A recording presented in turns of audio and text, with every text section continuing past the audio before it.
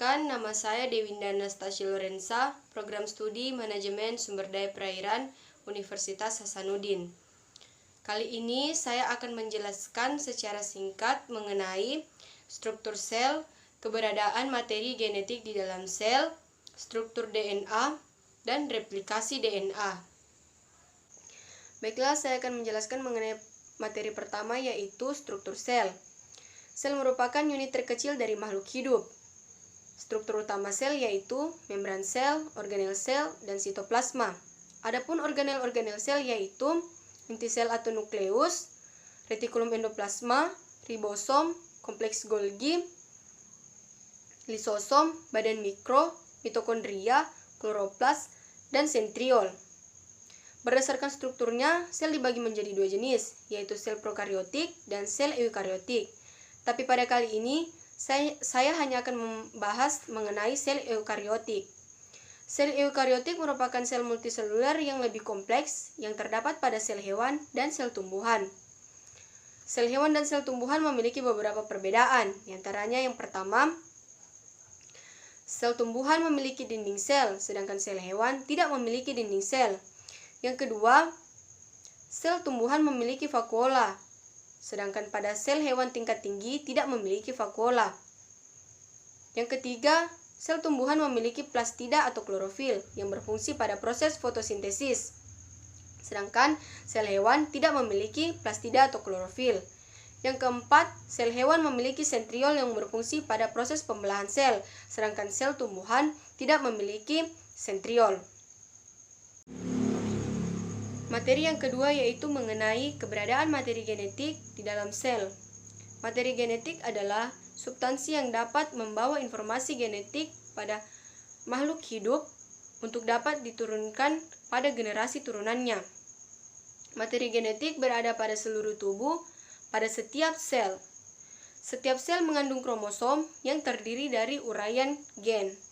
Gen itu sendiri yaitu unit pewarisan sifat bagi organisme makhluk hidup.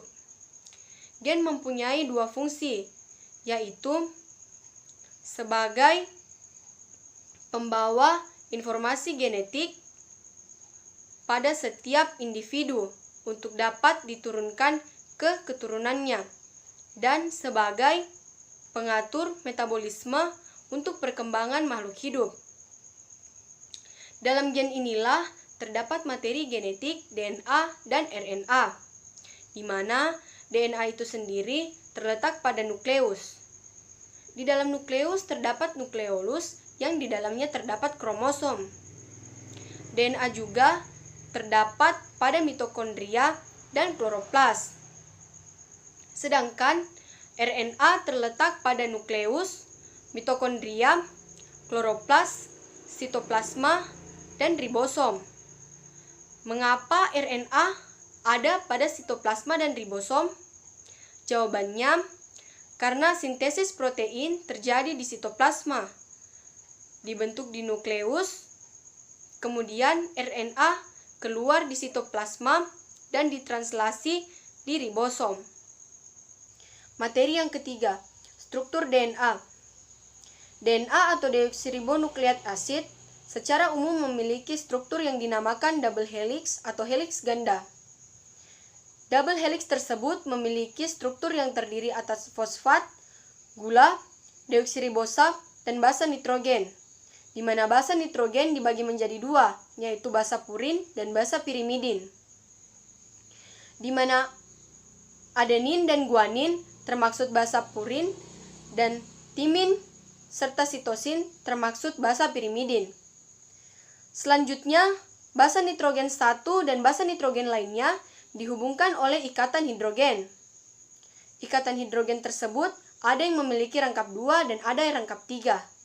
Mengapa? Karena ada hubungan antara adenin timin dan sitosin dan guanin.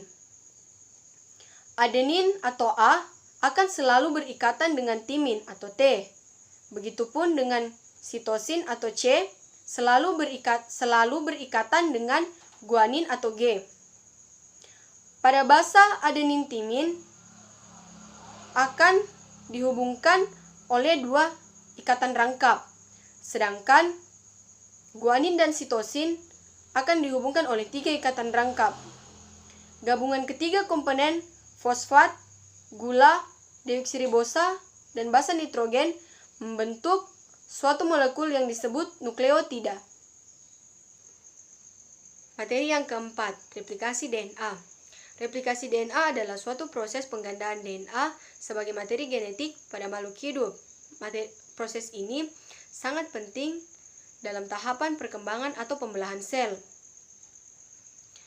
Proses replikasi DNA dilakukan dengan cara heliks ganda dibuka menjadi 2 bagian oleh enzim helikase dengan bantuan topoisomerase yang dapat mengurangi tegangan untaian DNA. Selanjutnya, DNA primase ini membentuk susunan yang disebut primer DNA. Primer DNA ini diperlukan untuk replikasi DNA karena enzim yang mengkatalisis proses ini.